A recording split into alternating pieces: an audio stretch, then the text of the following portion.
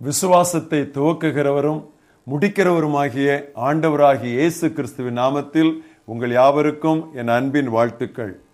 இந்த நாளின் தியானத்தின் தலைப்பு இன்னொரு லூத்தர், another லூத்தர்.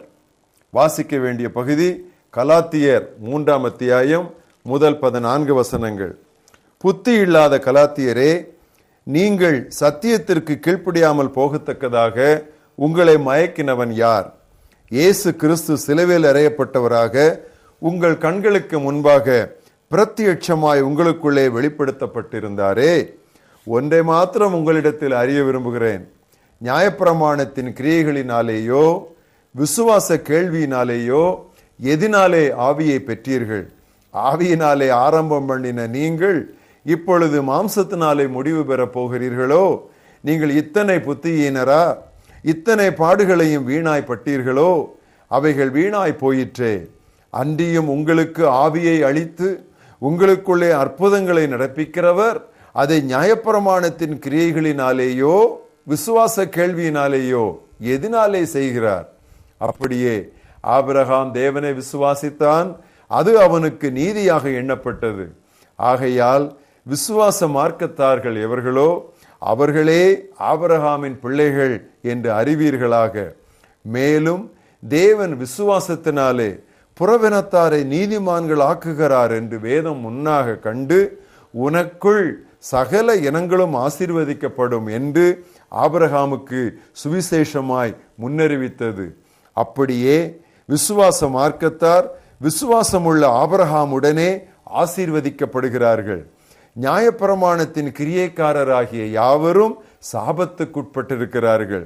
நியாயப்பிரமாண புத்தகத்தில் எழுதப்பட்டவைகளை எல்லாம் செய்யத்தக்கதாக அவைகளில் நிலைத்திராதவன் எவனோ அவன் சபிக்கப்பட்டவன் என்று எழுதியிருக்கிறதே. நியாயப்பிரமாணத்தினாலே ஒருவனும் தேவனிடத்தில் நீதிமானாகிறதில்லை என்பது வெளியரங்கமாயிருக்கிறது. ஏனெனில் விசுவாசத்தினாலே நீதிமான் பிழைப்பான் என்று எழுதியிருக்கிறதே. நியாயப்பிரமாணமோ விசுவாசத்திற்குரியது அல்ல, அவைகளை செய்கிற மனுஷனே அவைகளால் பிழைப்பான். மரத்திலே தூக்கப்பட்ட எவனும் சபிக்கப்பட்டவன் என்று எழுதியிருக்கிறபடி கிறிஸ்து நமக்காக சாபமாகி நியாயப்பிரமாணத்தின் சாபத்திற்கு நம்மை நீங்களாக்கி மீட்டு கொண்டார். ஆபிரகாமுக்கு உண்டான ஆசீர்வாதம் கிறிஸ்து இயேசுவினால் புறவினத்தாருக்கு வரும்படியாகவும் ஆவியை குறித்து சொல்லப்பட்ட வாக்கு தத்தத்தை நாம் விசுவாசத்தினாலே பெரும்படியாகவுமே இப்படி ஆயிற்று.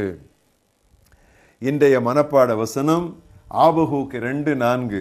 விசுவாசத்தினால் நீதிமான் பிழைப்பான். The just shall live by faith. இன்று அக்டோபர் 31ஆம் நாள் மிகவும் முக்கியமான ஒரு நாள். இன்று திருச்சபை சீர்திருத்த நாள். This is the day of Reformation, Reformation Day.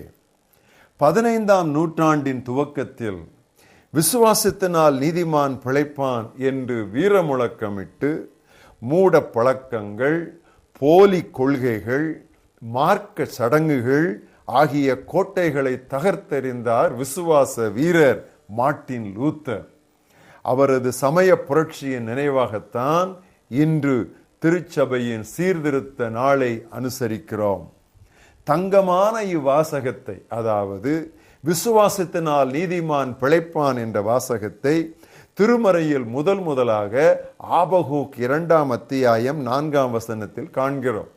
தேவ மக்கள் தங்களுக்குள் மறைந்திருக்கும் விசுவாசத்தினாலேயே பிழைப்பார்கள் என்பதே இதன் பொருள். இந்த சத்தியமே வேதத்தின் அடிப்படையாகும். Doctor C.I. ஸ்கோஃபீல்ட் 1843 முதல் 1921 முதல் வாழ்ந்தவர். தனது பிரபல ஒத்துவாக்கிய வேதாகமத்தில், ஸ்கோஃபீல்ட் ரெஃபரன்ஸ் பைபிளில், இதையே வேதத்தின் மைய கருத்து என்று குறிப்பிடுகிறார். ஆபகூக் என்றால் அணைத்துக் கொள்கிறவன் என்று பொருள். இது தாயினும் பரிவுடன் நம்மை அரவணைத்துக் கொள்ளும் தேவன்பின் ஓட்டத்தை வெளிப்படுத்துகிறது. அவரது அளவற்ற அன்பினாலேயே தமது ஒரே பேரான குமாரனை உலகிற்கு அனுப்பி அவரை விசுவாசிக்கிற எவனும் பிழைப்பான் என்று சொல்லுகிறார். இந்த வாசகம் விசுவாசத்தினாலே நீதிமான் பிழைப்பான் என்ற இந்த வாசகத்தின் முக்கியத்துவத்தை வலியுறுத்த புதிய ஏற்பாட்டின் 3 முக்கிய நிறுவங்கள் அதை குறிப்பிடுகின்றன. முதலாவது ரோமர் 1:17, விசுவாசத்தினாலே நீதிமான் பிழைப்பான் என்று எழுதியிருக்கிறபடி விசுவாசத்தினால் உண்டாகும் தேவ நீதி விசுவாசத்திற்கென்று அந்த சுவிசேஷத்தினால் வெளிப்படுத்தப்படுகிறது. அடுத்தது கலாத்தியர் 3:11, நியாயப்பிரமாணத்தினாலே ஒருவனும் தேவனிடத்தில் நீதிமான் ஆகிறதில்லை என்பது வெளியரங்கமாயிருக்கிறது, ஏனெனில் விசுவாசத்தினாலே நீதிமான் பிழைப்பான் என்று எழுதியிருக்கிறதே. 3 எபிரேயர் 10:38, விசுவாசத்தினாலே நீதிமான் பிழைப்பான், பின்வாங்கி போவானானால் அவன் மேல் என் ஆத்துமா பிரியமாயிராது. இப்படி ரோமர், கலாத்தியர், எபிரேயர் ஆகிய 3 முக்கியமான நிருபங்களிலும் விசுவாசத்தினாலே நீதிமான் பிழைப்பான் என்கிற வாசகம் பொறிக்கப்பட்டுள்ளது. ரோமர் நிருபம் பிரதானமாக நமது கிறிஸ்தவ வாழ்க்கையின் துவக்கத்தை பற்றி, ஆரம்பத்தை பற்றி சொல்லுகிறது. கலாத்தியர் நிருபம் நமது கிறிஸ்தவ வாழ்க்கையின் இடையில் வருகின்ற திசை திருப்பிகளை குறித்து எச்சரிக்கிறது. எபிரேயர் நிருபம் நமது கிறிஸ்தவ ஓட்டத்தின் முடிவை குறித்து பேசுகிறது. இப்படி நாம் ரட்சிக்கப்படுவது விசுவாசத்தின் மூலமாகத்தான். நம் வாழ்க்கை பாதையில் வரும் பாவங்கள், பிரச்சனைகள் ஆகியவற்று மேல் வெற்றி பெறுவதும் விசுவாசத்தினால்தான்.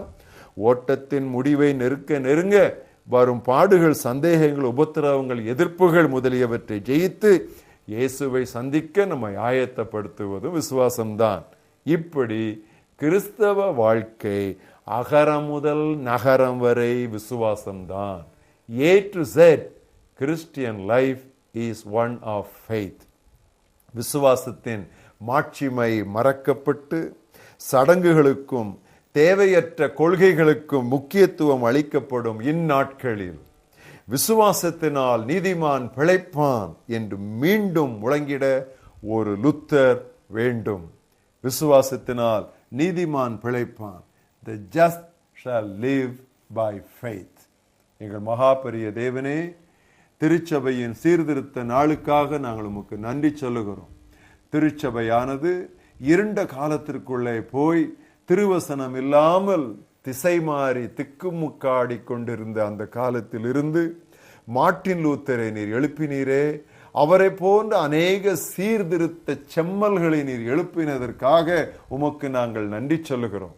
விசுவாசத்தினாலே நீதிமான் பிழைப்பான் என்கிற அடிப்படையான, அடித்தளமான, முக்கியமான, பிரதானமான சுவிசேஷ சத்தியம் திருச்சபைக்கு திரும்ப கொண்டு வரப்பட இந்த பரிசுத்தவான்களை எல்லாம் தேவரீர் பயன்படுத்தியதற்காக நாங்கள் உம்மை ஸ்தோத்திரிக்கிறோம்.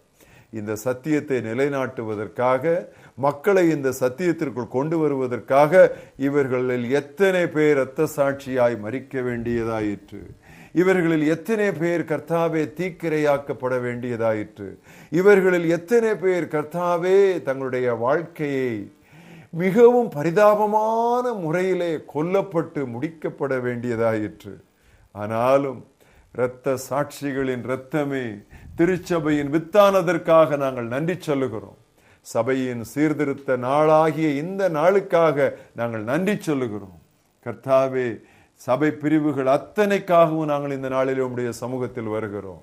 அநேக திருச்சபைகளிலே இந்த அடிப்படை விசுவாசத்தை விட்டுவிட்டு பலவிதமான கொள்கைகள், சடங்குகள், கிரியைகளிலே கர்த்தாவே ரட்சிப்பை திரித்து கொண்டிருக்கிற இந்த நாட்களிலே திரும்பவும் விசுவாசத்தினால் மட்டுமே நீதிமான் பிழைப்பான் என்று வீரமுழக்கமிடும் அநேக லூத்தர்களை எங்கள் நடுவில் இருந்து கர்த்தாவே நீர் எழுப்ப வேண்டும் என்று நாங்கள் ஜெபிக்கிறோம்.